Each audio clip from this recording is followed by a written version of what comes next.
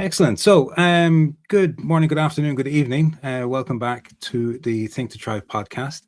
As always, my name is Adrian, and this week I'm delighted to have with me, or this month, I'm delighted to have with me Patrick Smith. Welcome to the show, Patrick.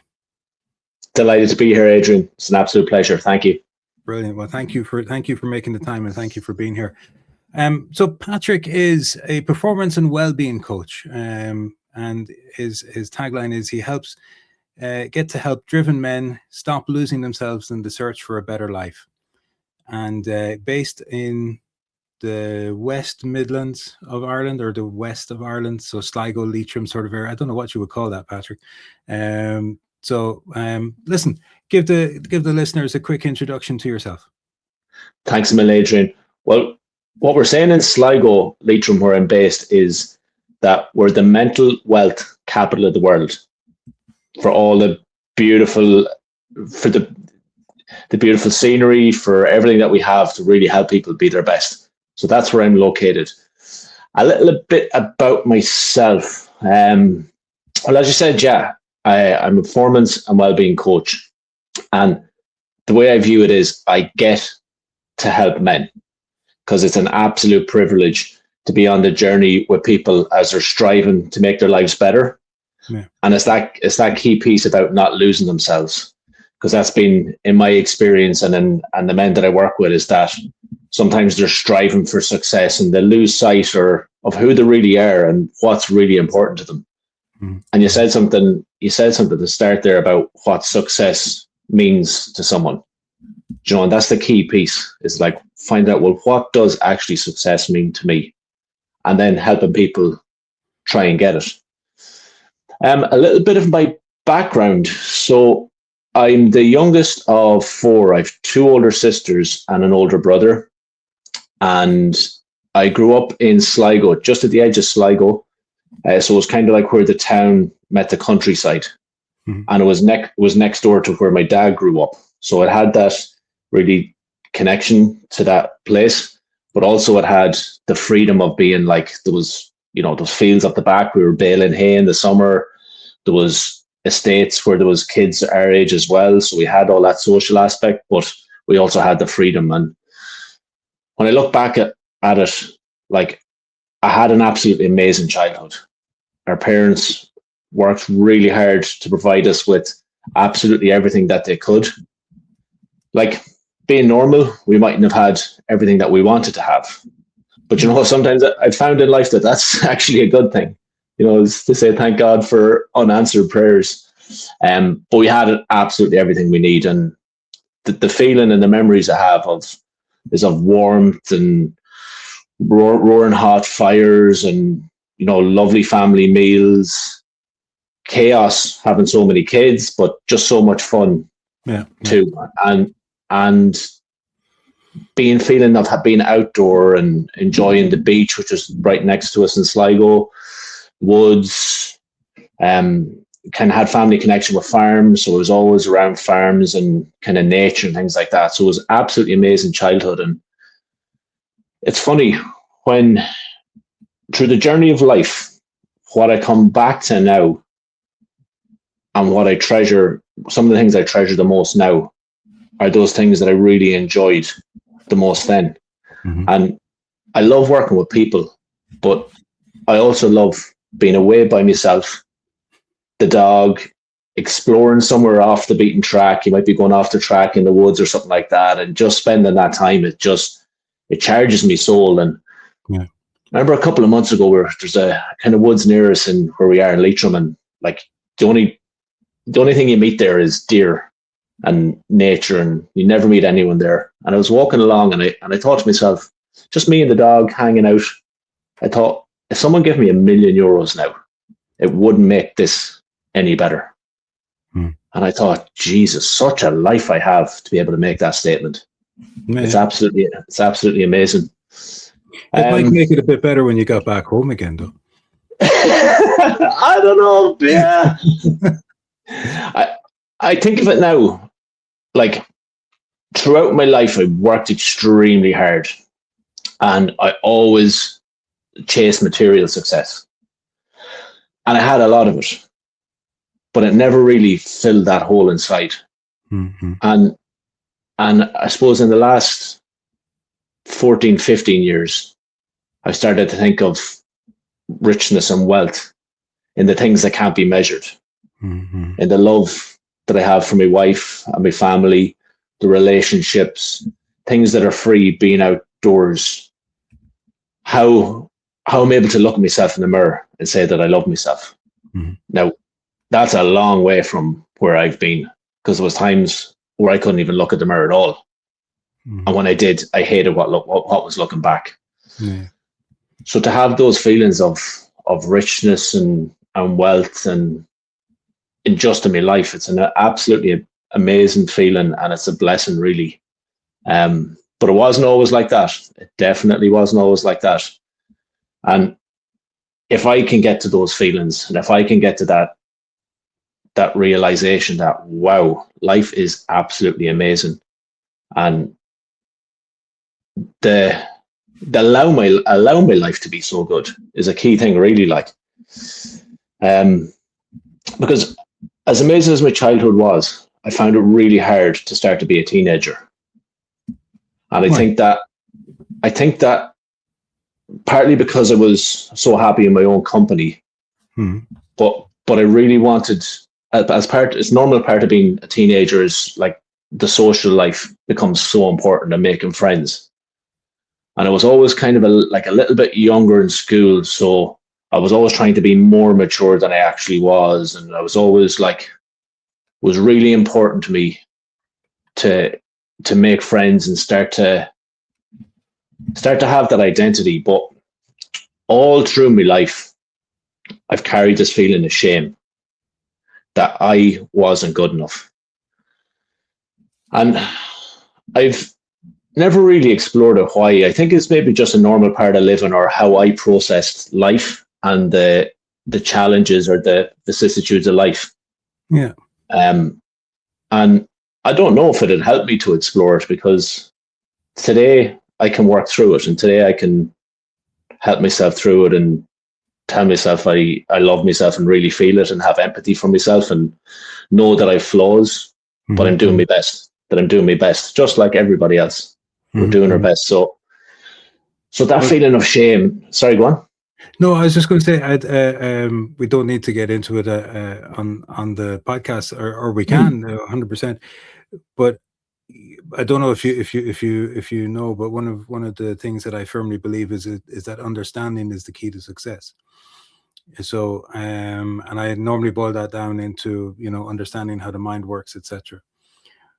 Being able to understand the why behind various different things opens up a whole different way for you to be able to deal with things, Patrick, or to interpret things.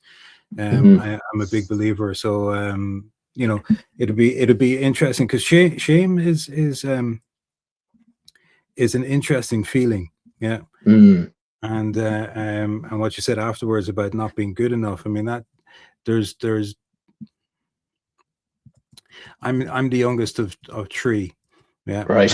And so you're the youngest of four. So my wife is also the youngest of three. And there's certainly times throughout my life where I would have felt pretty much the same as that. But understanding, let's say, where that has come from, and it's very much in one way, it's very much being the younger child, or the youngest child, that you're always striving to impress the older brothers, or in your case, the older brothers, older sisters, etc. It can be, to be accepted, to be one of them, etc. Is a big part of it. But shame is a very strong word. Yeah, it is, and as you said, it's a very strong feeling, and it can be an immense force in life.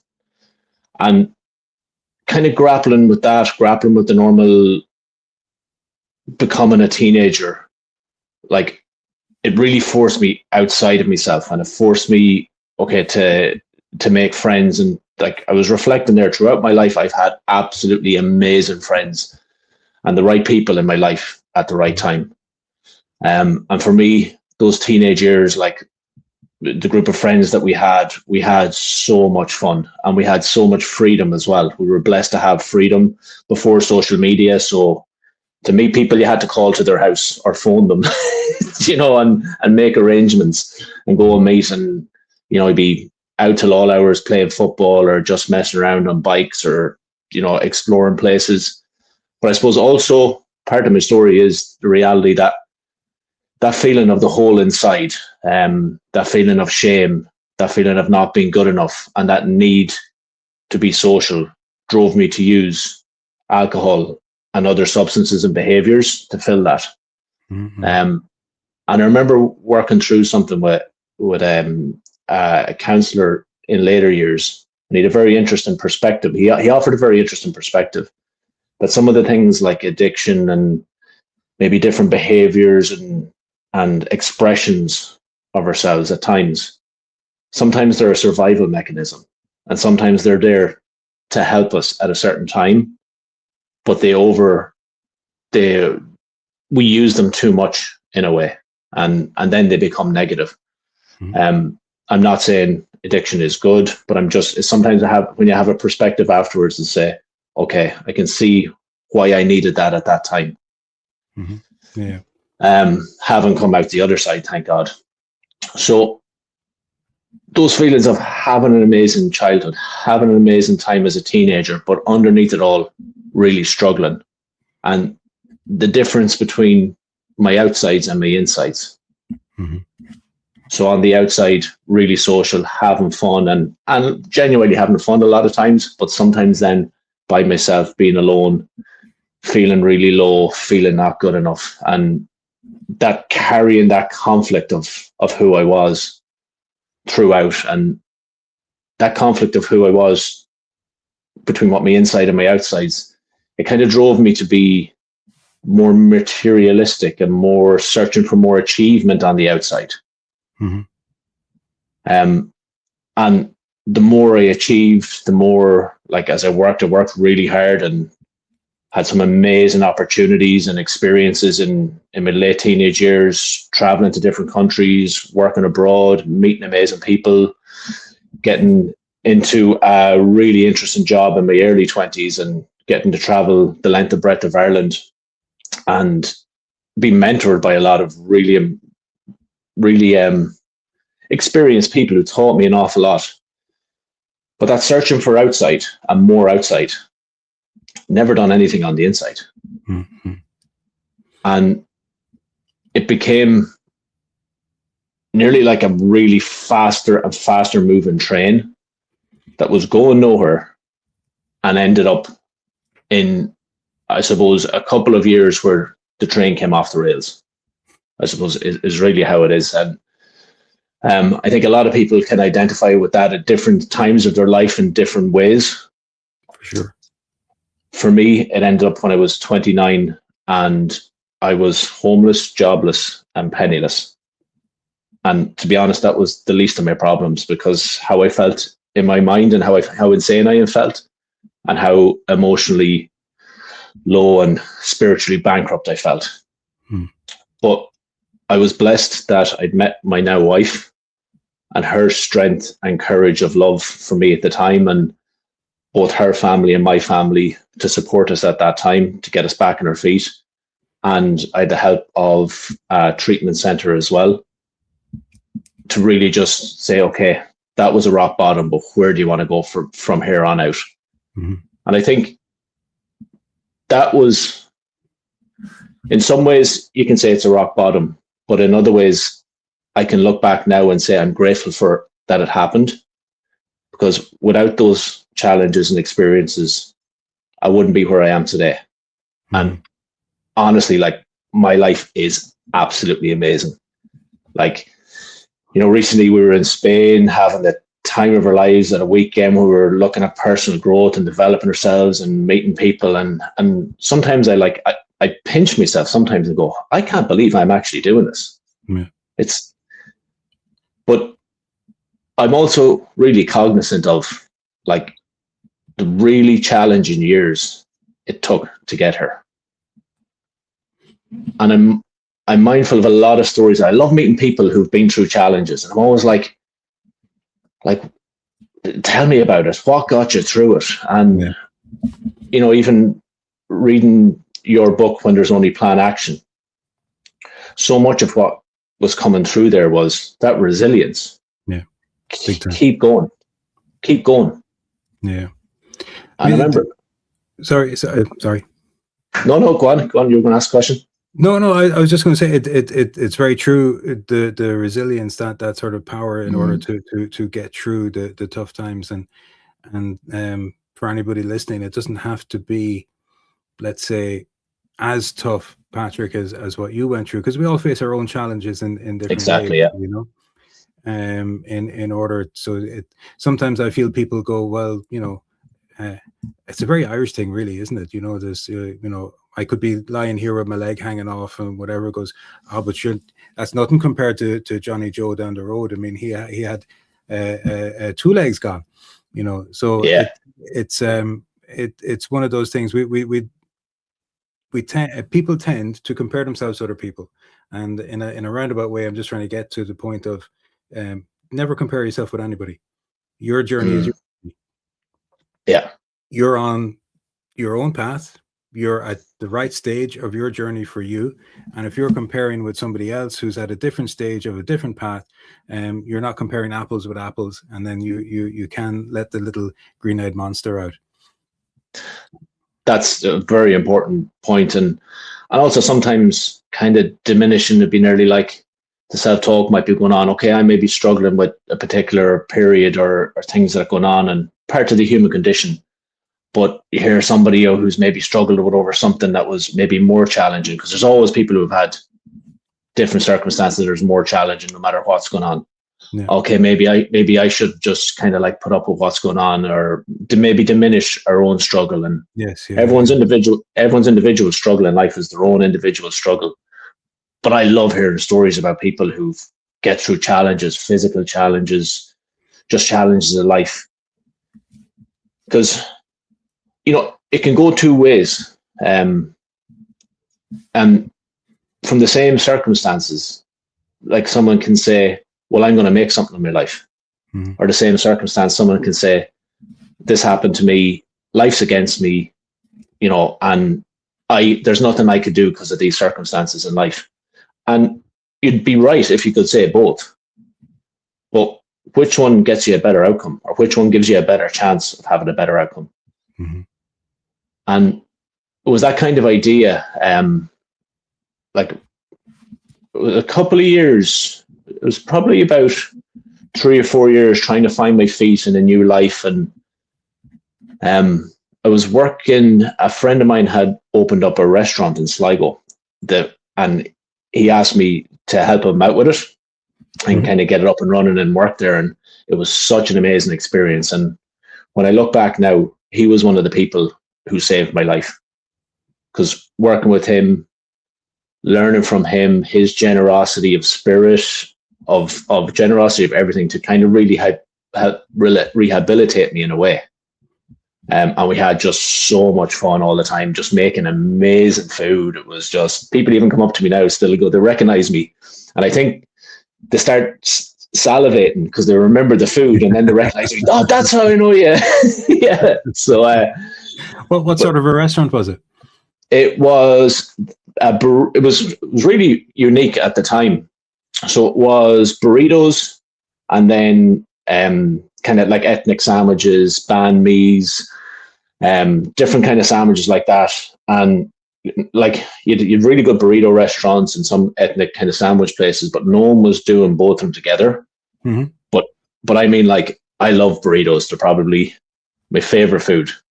And anytime we're anywhere in the world, when my wife asks me, what would you like to have to eat? I go, let's go and get a burrito place. and we say, like, anywhere, we've been all over the world and we've never eaten as good a burritos as there was in that place. It was unreal. But working there, I remember, like, at the time I had this idea that, okay, I've been given kind of a second chance, and now I need to change the world. I need to find a cause, and I need to help change the world. And I was getting involved with environmental causes and volunteering with different things like that. But it wasn't doing any good. And I remember someone I worked with in that restaurant, she goes, have you ever heard of Jordan Peterson? And I was like, no, haven't heard of him. Have you heard of him? Oh, yeah. Yeah. Adrian. Yeah. So she goes, oh, he's a very interesting guy. He's kind of in the topics at the minute. And so I started to get to listen and read a little bit more about him. And the key thing I took away from him was, one of the many things I took away from him, but the thing at that time was like, I need to take responsibility for myself.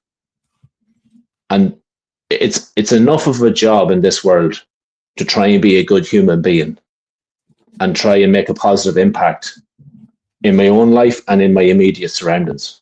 Like that's enough of a job, never mind about the world. Yeah. But the other side of that is, though, if everyone does that, the world becomes a better place. That's it. Jordan Peterson, he's a very interesting fellow. I have one of his books there, The 12 Rules of Life. And it's an interesting read. He comes in for an awful lot of stick. And I think that in some ways, I think that's just because he's a man of ethics. And he doesn't change what he says to suit the mood. Yeah, if that's a way to say it. But I do think he's got a great message, especially for the men out there. He can be a bit polarizing. I don't think an awful lot of women resonate with the message that he tries to get across, especially on the equality piece. He firmly believes in equality. Yeah. But I love the way he phrases it. It's equality of opportunity, not equality of outcome. And as it, so that everybody should have the same opportunity to do whatever it is they want to do, but not be mandated that a certain percentage are one or the other. So, but yeah, he's got a great message out there for any of the young men listening to the podcast out there. Go listen to Jordan Peterson. He's a phenomenal message, I think. Yeah, he really does. And the integrity of his education and what he was trying to do, like, so from his educational background, like a clinical psychologist, he studied like child development and all the literature on that. Then he went on to study, at the time when the Cold War was on, he was studying like good and evil and how communism, Nazis, and how these things could occur.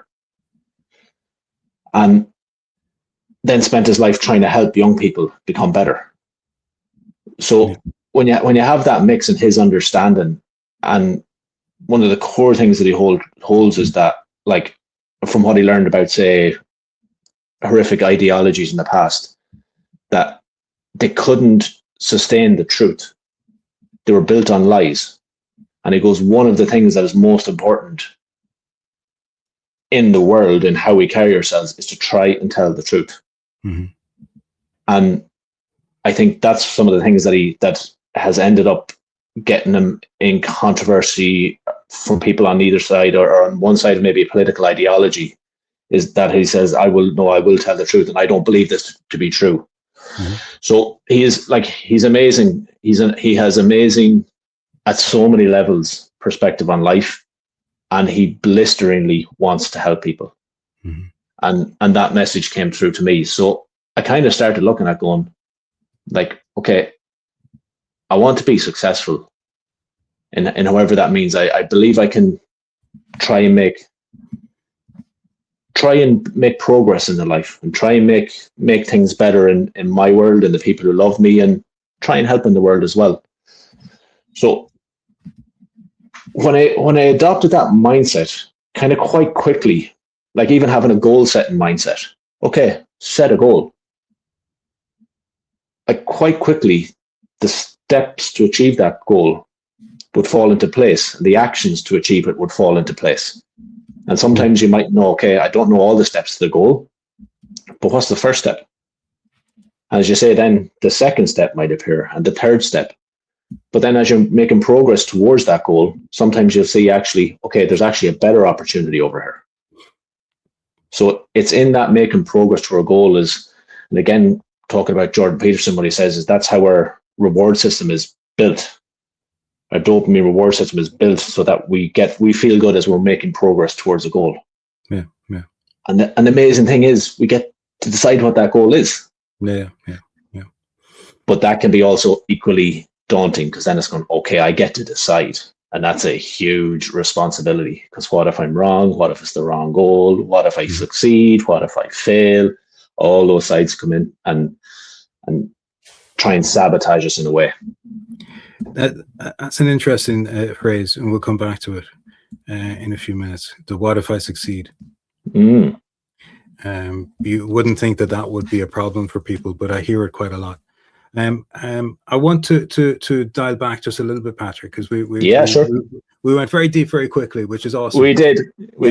But I want to as you know, as I said before, we came on there, the concept behind the Think2Thrive podcast is to try and inspire people through stories. I'm a huge believer in stories.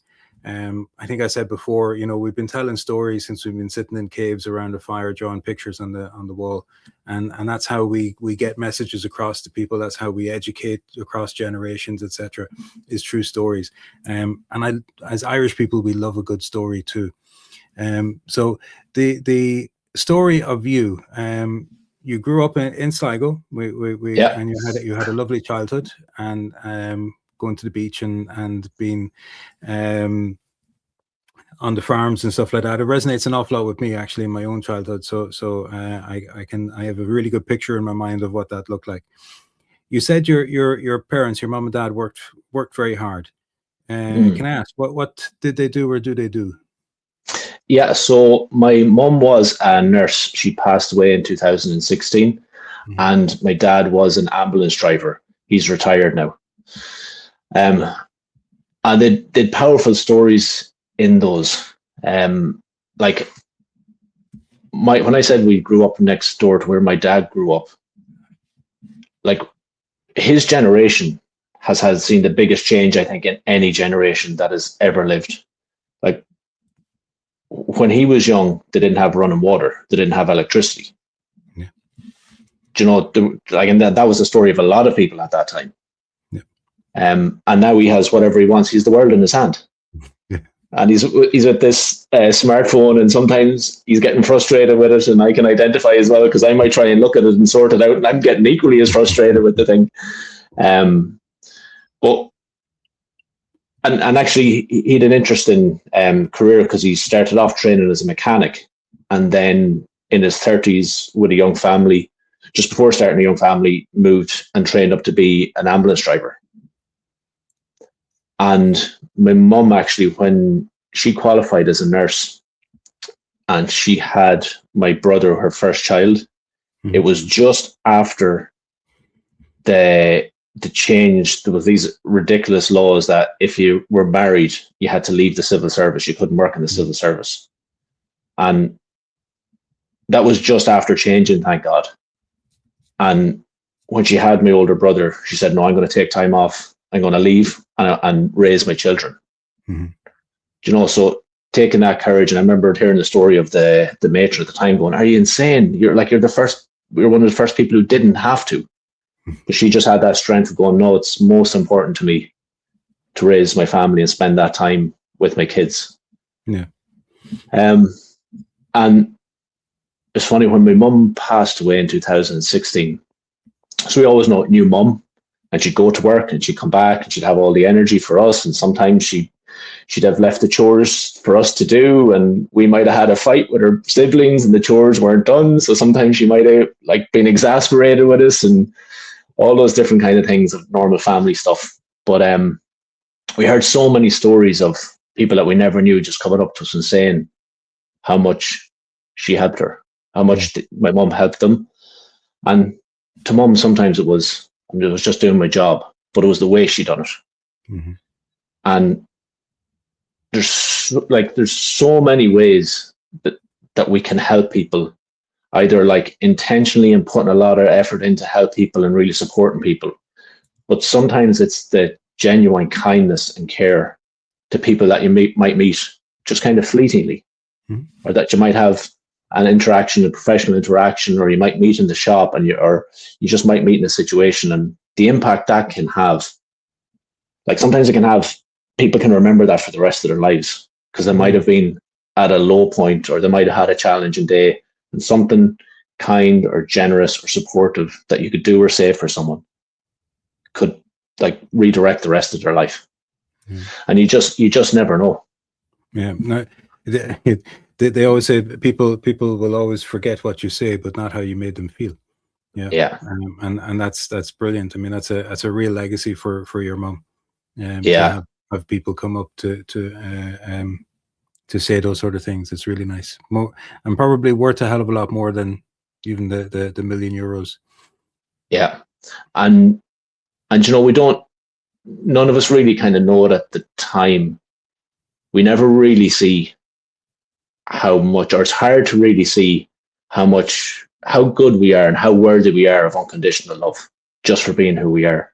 And how much we mean to people, because we're going around with our own self-sabotage and inner judge, and we just, you know, we see who we are, flaws and all, and sometimes we might highlight those ourselves. Well, I made this mistake, or I done that thing wrong, but we never see ourselves through the eyes of other people. And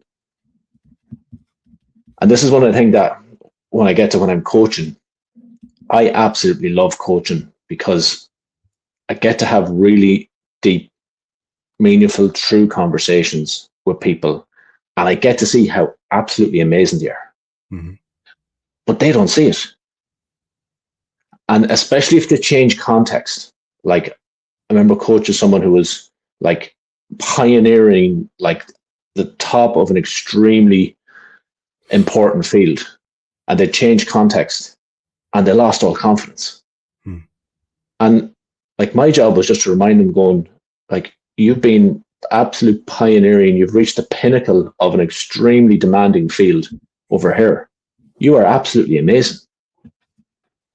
And just to hear that from someone who's not your friend or your partner, or someone who kind of maybe might have to say nice things to you, it gives such belief. Like, yeah, it really does. And it's genuinely true. Yeah. So it's absolutely blessed to have those type of, to be able to help in that way. And I think my desire to help, and it comes from, I suppose, the role model from my parents, being able to help people with their medical needs. I'm able to help people partly from what I've been through, partly from my experience and loads of different corporate roles, but also partly through my qualifications. So bringing all that together, I can help people in other ways. Yeah. And it's that desire, I think, from seeing my parents and how hard they worked, and the impact it made. Like, I talked about my mum, but like, you know, we out with dad in town, and you'd be going around, like, and the amount of people that come up to him, oh, how's it going? And they'd be chatting to him. I remember you helped me this time when I was in need, or something like that. And that was him doing his job. But to other people, it was like, you helped me at the most really difficult time. So really good role models. My parents were really good role models, and I was blessed, and I do feel truly blessed to call them mum and dad. Yeah. The people, the peers, or not the peers, but the role models that we have as kids can have such a huge impact on who we turn out to be. And we know the reason why, obviously, because it's all forms part of your programming as you're growing up. I'm always very curious, Patrick, when I talk to people on the show, because most of the people that I talk to are entrepreneurs, people who've gone out and tried to build something, to start something on their own, quite often out of maybe being in a corporate world for a while and getting fed up and becoming disillusioned, etc. So on the topic of role models, I'm always interested to go back to young Patrick. Your mom and your dad were great at what they did, but it wasn't an entrepreneurial journey that they went on. Was there somebody in your younger years who may have caused that spark within you? or may have helped with that spark within you, not caused it?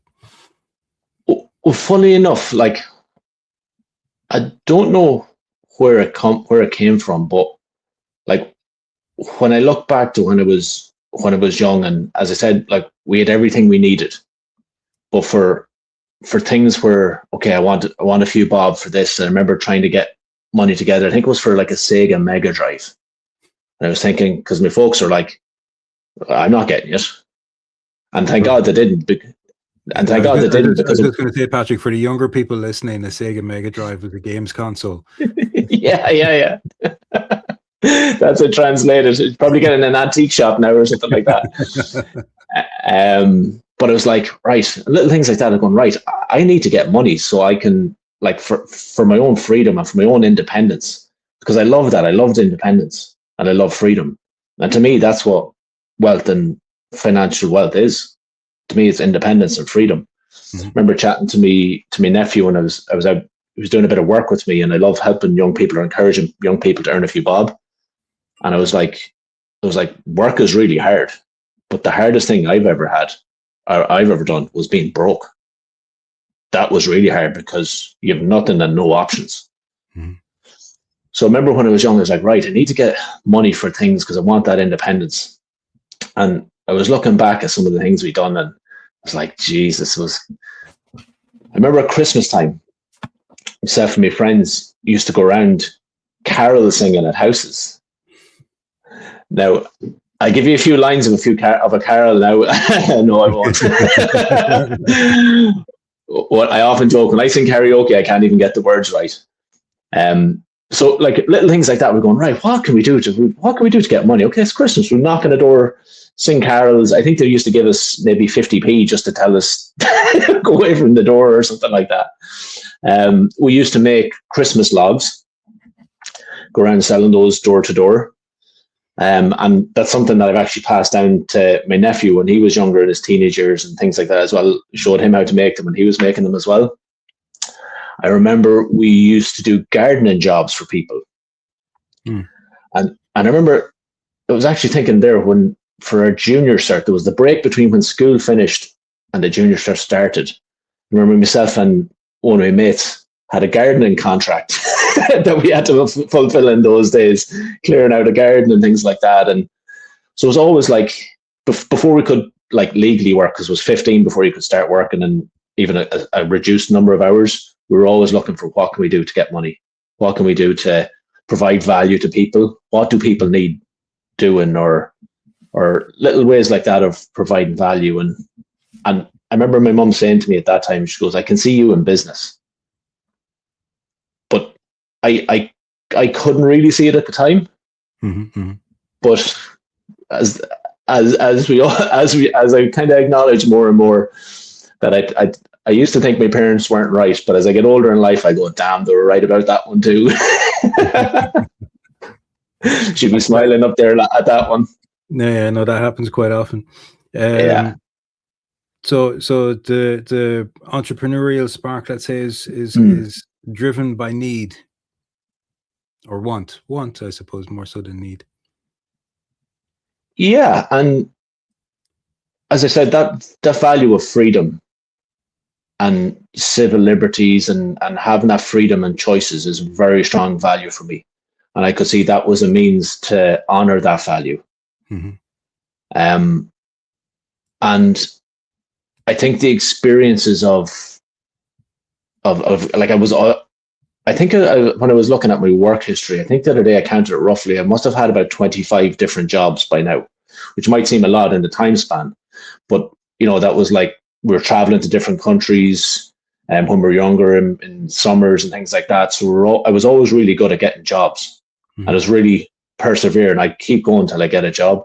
And then if you get one job, then maybe build and try and get a slightly better job, but in that place or move. So it always really good experience with working and through all those jobs. Like I learned so much from the entrepreneurs that I worked with and the leaders that I worked with that I carried through to my leadership roles in the corporate world, and also then like how I want to run my business. Mm-hmm.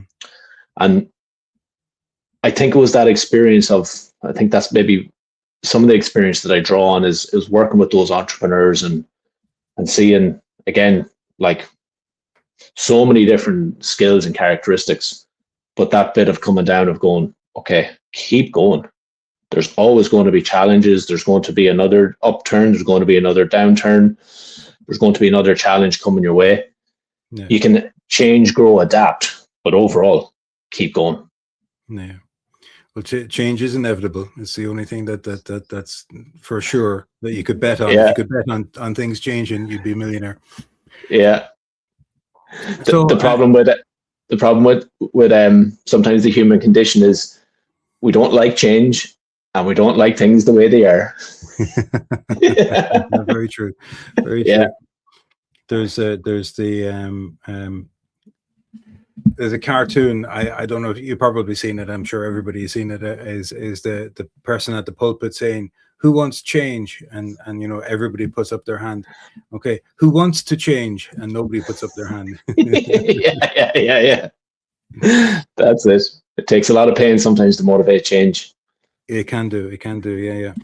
It's just it's like on a group level, let's say it's or on a culture level, it's very much to do with paradigms programming or what I'm calling now the inner blueprint. It's how you're programmed, and that those things, while it controls what you do, then it also controls what society does, because society is made up of a group of individuals who have the same sort of programming, really, and that's really what a culture is a shared programming across a wide number of people. So it's interesting. Culture can be a very hard thing to change, and it takes a long time. And it takes a desire to do it. First of all, first and foremost, nothing would happen if there isn't a desire to do it. And sometimes the other side of it is going, okay, well, what do we need to maintain? What's good that we don't need to change? Because sometimes it can be like, let's change everything and it'll be better. That's not always the case. Some things are good in traditions and they're this way for a long time for a very good reason. Although we might have forgotten them. So it's teasing that out of that I suppose conflict or tension between maintaining and the change and the growth that change brings.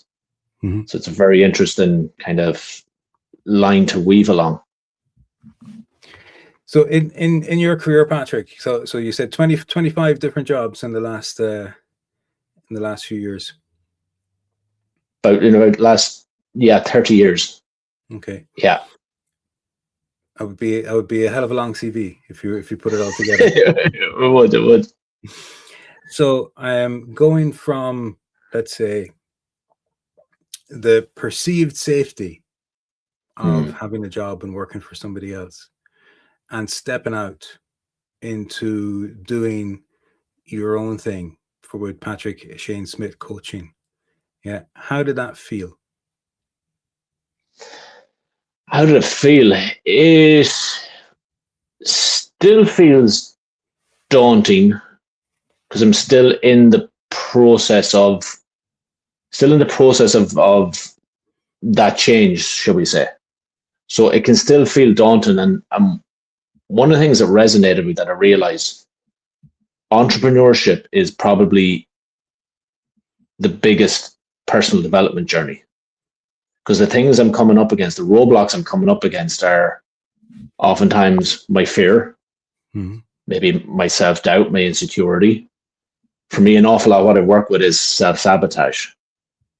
And the amazing thing of getting to work with self-sabotage and other people's self-sabotage is also recognizing that I have it too.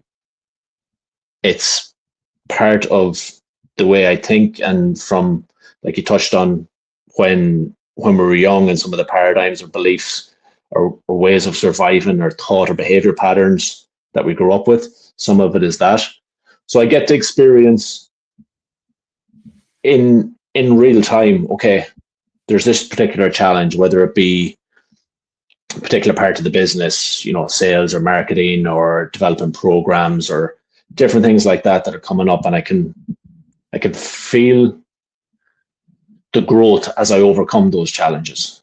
So, and I think one of the things that really helped me was, like, one of the reasons I got into coaching is that, like, I want to work all my life. And I realized that more or less at 65, you can't, you know, you're going to have to leave any job you're in at that time. But for me, I want to work as long as I'm alive, really. And so when I look at things on that time frame, I go, okay, I know I need to be making progress, but like, it could be 50 years, 60 years that I'm making progress. So that helps me know that as long as I'm making progress and I'm going in the right direction, I'll get there. You know, sometimes like having goals and having timelines can be productive and quite tactical if you're maybe working through a project or something like that. But also sometimes pulling an expectation out of thin air that I will have X level of success by X date or I'm a failure. It's kind of like, why did I just use that? Why did I just invent that timeline and that measure of success, when really, when I look back at success, to me will be looking back after a lifetime and seeing who I helped, how I provided for my family, how I helped people. And like, if it's anything like up until now, like, if my life was to end today, I'd look back and go, I've had an absolutely amazing life, unbelievable life. Some of it's been really, really hard, but I wouldn't change it for the world. And the only thing really I'd be sad is that the people that I love dearly, I'd miss. So if I have another like half a lifetime or more of that, it's going to be like, okay, there'll be struggle, there'll be doubt, there'll be times when I feel like, okay, it's literally just one foot in front of the other here. And there'll be other times when I'm skipping along the road. So that entrepreneurship, it really is that journey of personal development where there's no hiding, because there's either results or there isn't. And if there's no results, it's going, okay, I need to do something better, quicker, or change in another way. Yeah. You're dead right there, though. It's all about growth, isn't it? I mean, you're always trying to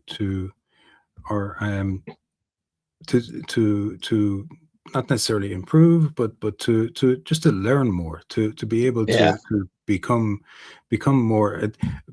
One of the things, and I'd never forget it. It was from my college days, which is quite a while ago, and we learned about Maslow's hierarchy of needs. I've forgotten most of what I learned in college, but I'll never forget Maslow's hierarchy of needs. You know, and that the pinnacle of that is it's based in a triangle. For anybody who doesn't know it that's listening, it's based in a triangle. The very bottom of it are your basic needs: food, water, shelter,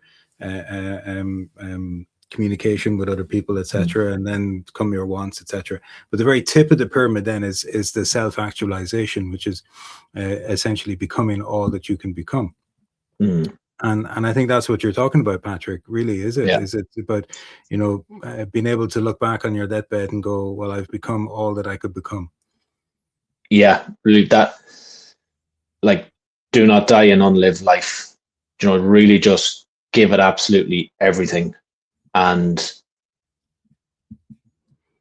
you know, contribute to the world by being as good as I can be at being myself. Really. Yeah.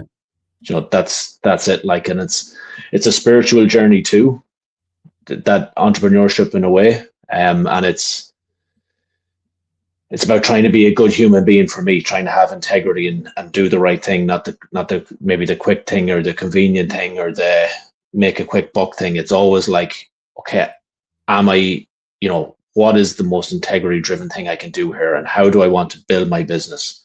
What do I want to, you know, how do I want to help people really? And when I say it, like, and I do say it it's a privilege that I get to help people. Like, it's a privilege when people come to me for help. And to be honest, I love just like meeting people and helping people, whether they're clients or not. I love just like offering value as many people have helped me. But I notice when I commit and when I sign up for a coach, when I invest in it, I treat it very seriously. When there's a financial investment, it really helps me maximize what I'm putting into the situation. Yeah. And then that maximizes what I get out of the situation. And I think for me, having a coach or a mentor, like I can read, I've books, I've shelves of books here, self-help books, and some have made an impact, some I don't really remember what was in them. But having a coach or a mentor, like it ingrains the change because it helps me change my behavior. And it speeds up. Accountability and taking responsibility is a huge thing for me. Like if I'm going, okay, I have my coach on Wednesday, and there's a couple of things that I said I would do for myself. Having that accountability and responsibility going, okay, it's like another little reminder, okay, I get that thing done. Because I can negotiate with myself. I can say, this is a goal that I have, and this is what I'm going to do. But down the line, I can renegotiate that agreement with myself and say, well, maybe it wasn't the right thing to do, or maybe I don't need to have it done by this date. Yeah. Whereas with a coach, it's going, and it's not like in coaching, it's for me, when I'm coaching people, it's not anything that I'm asking them to commit to. It's what's come up for them as a commitment they want to make to get towards their goals. Yeah.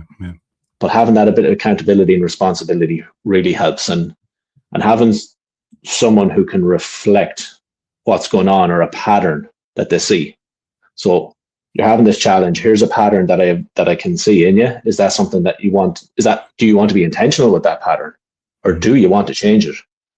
And when someone reflects it to you, I go, okay, I didn't actually realize that was almost an automatic pattern that I kept reliving. And now that you're helping me become aware of that, I have a chance to change. Mm-hmm. So that's for me some of the main ways.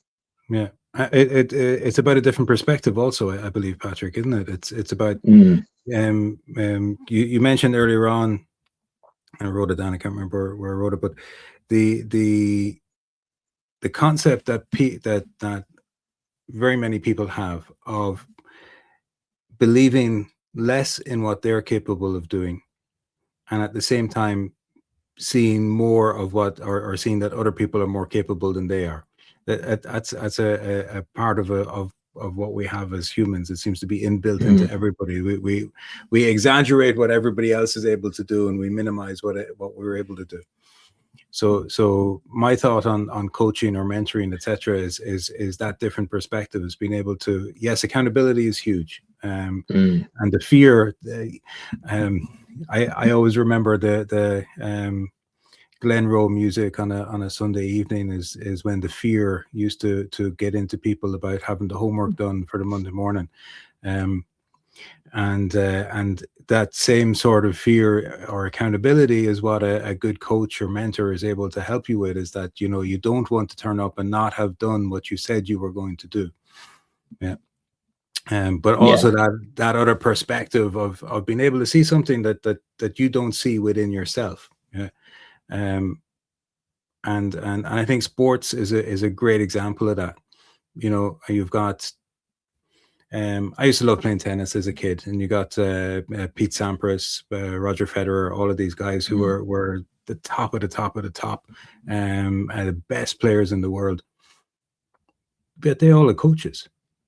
It wasn't that their coach was a better tennis player than what they were, but the coach was the person who kept them accountable, looked at what they did, was able to point them, show them a different perspective, and was able to help them change what they were doing. So I love what you're doing, Patrick, in coaching, because I think it's huge, being able to help give people that other perspective and that accountability. So I'm a big believer in coaches and mentors, especially when you're trying to grow, when you're trying to be an entrepreneur, and it's like, there's this thing, I don't know how to do it, and somebody help me, please.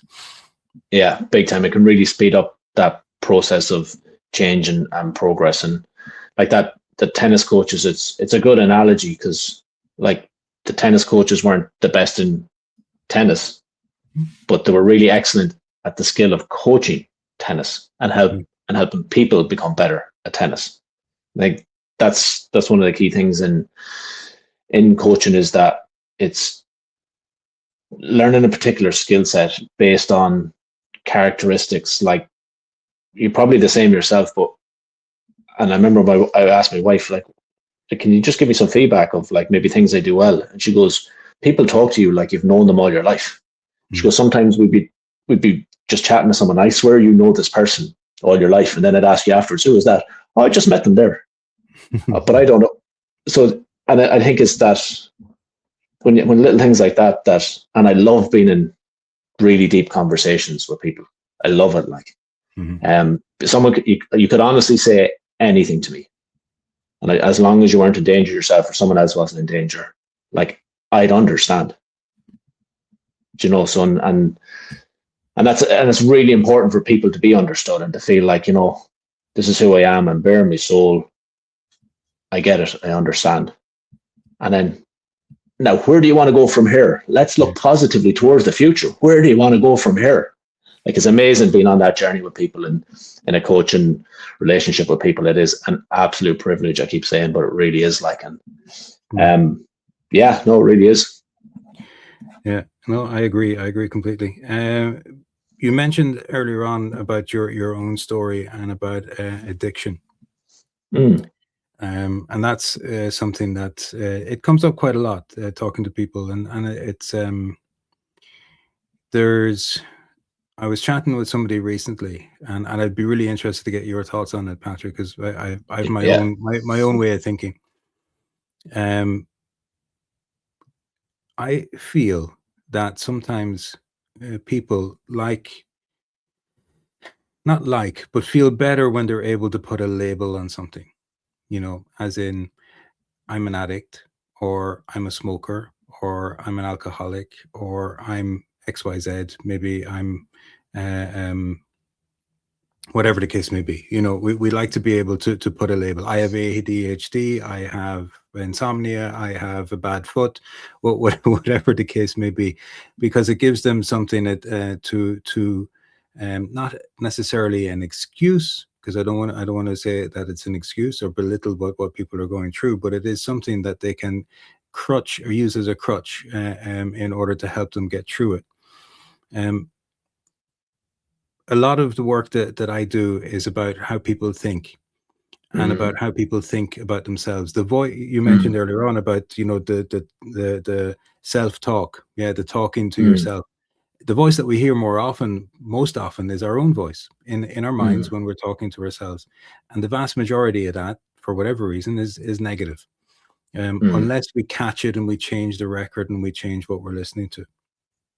And the idea of having labels, I think, is quite dangerous, because the self-talk that we do to ourselves then becomes part of our self-image. Yeah. So the words that we say to ourselves, and we accept them in our conscious mind, and we pass them over to our subconscious mind, which is where our self-image lives, and that's where our internal blueprint or our paradigm lives then, as well as in that area. And then that controls the actions that we do. And by limiting ourselves, by putting that label on ourselves, I think can sometimes be do as much harm as it can good, if you know what I mean. And I came across something recently about the Irish language. Now, I'm not a Gaeilgeoir. I don't speak fluent Irish or anything, and I should be ashamed of myself, because my father and my family are all from the Gaeltacht in Galway, and I should.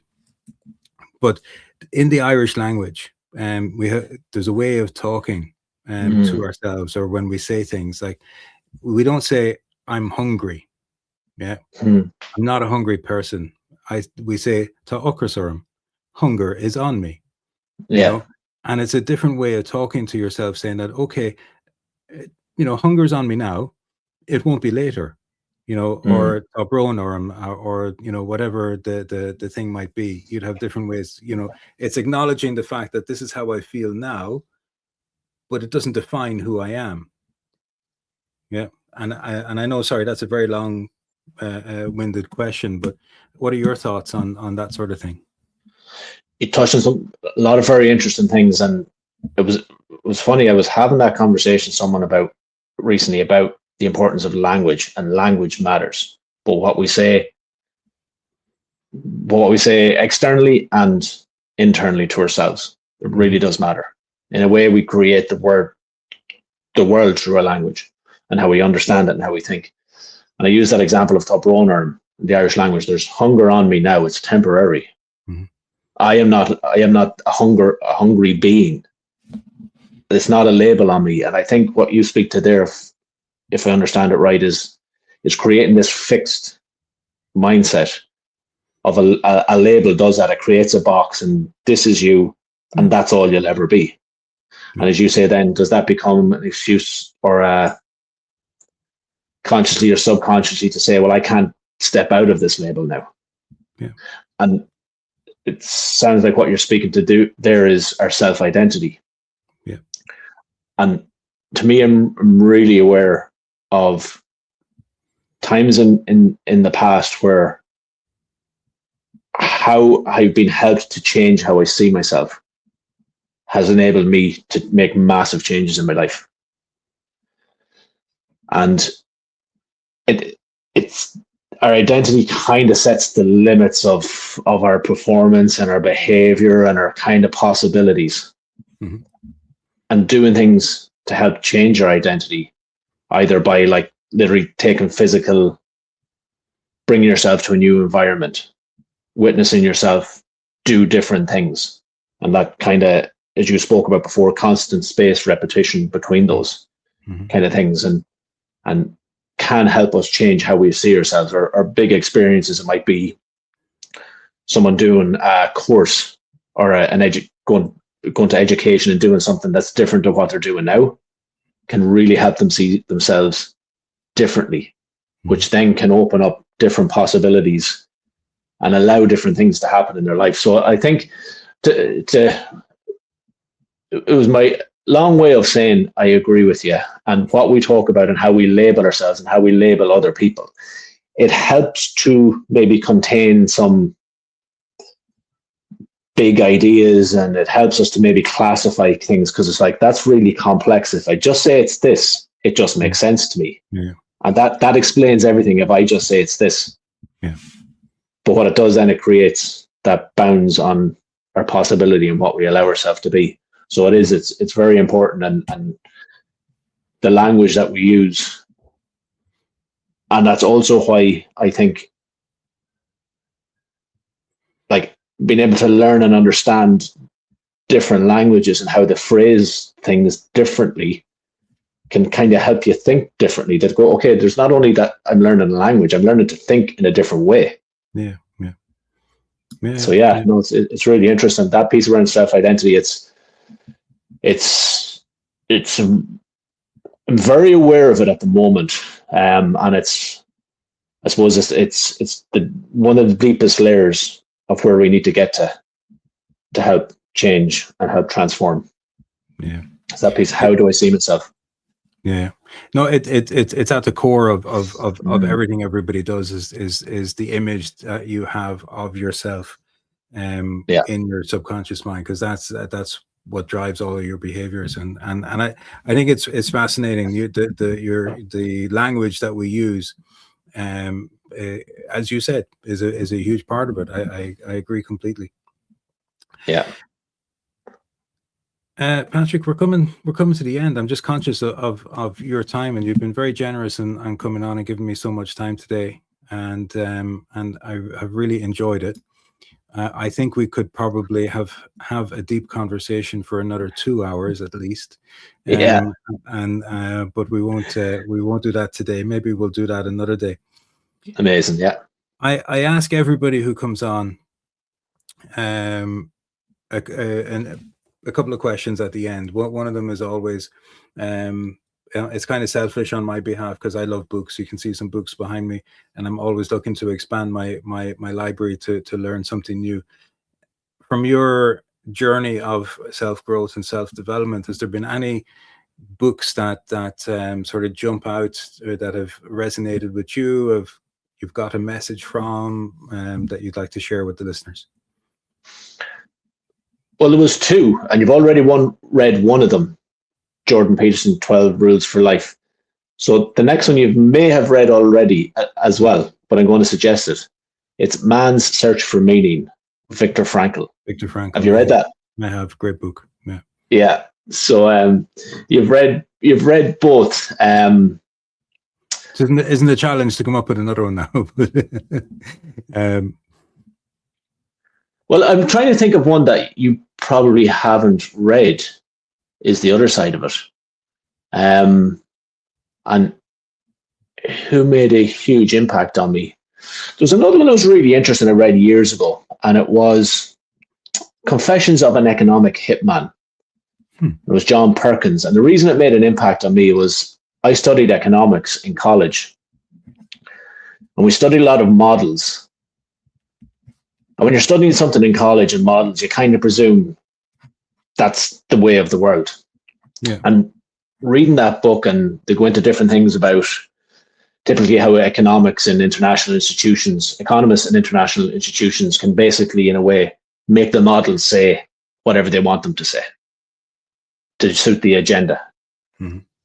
And that to me was one of those key kind of moments in my life of going, okay, academic learning, academic institutions, accepted truths are really important, but it's also important to question those and just say, okay, that may not be, or we may learn more in the future. Like the science is never settled, as is kind of a common parlance now. The science is settled on this thing. It never is settled. Mm-hmm. And also be aware of that there may be an agenda, especially with anything that's modeling things to the future. Mm-hmm. If someone's saying we've modeled this to the future and this is what we expect, like it's dangerous territory for getting people results to suit what they want, the agenda that they want now. Yeah. So that was one you probably haven't read. No, I haven't. I haven't heard of that, but that sounds interesting. I always liked the idea of economics. The only thing I ever remember from my economics lectures in college, as I said, there's a couple of things I remember, and it was the supply and demand curve, supply, demand, price, etc. Yeah, that's pretty much all I remember. It's fascinating because it all really is about human behavior too, at the societal level and the individual level. Yeah. So it's fascinating. Yeah. It's been amazing. Thank you very much for the opportunity to jump on and be here.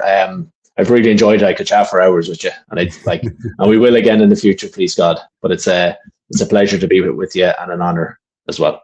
Thank you very much. It's been brilliant having you on. Last thing, Patrick, where can people find you? If your message has resonated with people who are listening, where can they find you? People can find me mainly at Patrick Shane Smith with an I, coaching.com. You'll also find me on LinkedIn. I'm on Instagram and Facebook as well. But I always say, you can send a carrier pigeon, you can come and knock on my door, you can meet me on the street, however you want to find me. And if I can help you, it'd be a pleasure. What I normally do is one-to-one coaching. We do group coaching. One of the methodologies I use is the positive intelligence framework, and that works really well in a peer-supported group setting. But we also do 1 and 2 day weekend retreats where we bring people out into nature in Sligo, Leitrim. There's so many places to go. And when we go into the right setting and we work through some deep questions in a particular setting, might be up at Carrowkeel where there's megalithic tombs, or out at the beach at St. Patrick's Church, different things like that. It can evoke deep resonance of people and change, and they're really fun, and you get to be outdoors, and we normally go for ice cream on the way and have sodas and stuff like that. So so you can get me in any of those, Patrick Shane Smith coaching.com, and on LinkedIn, social medias, or just see me in real life, which I think is so important now, in real life, not just online, meeting people in real life, having those connections and being integrated into society. The social structure of where we're physically located is so important. So that's what I'm working on now as well. So lots to come. And hopefully the next time we're chatting, I'll have a nice few updates for you on that. Awesome. Look forward to it. Very much. Thanks again, Patrick. It's been a pleasure having you on. Great story. And I hope it resonates with people. God bless you. Thanks, Adrian.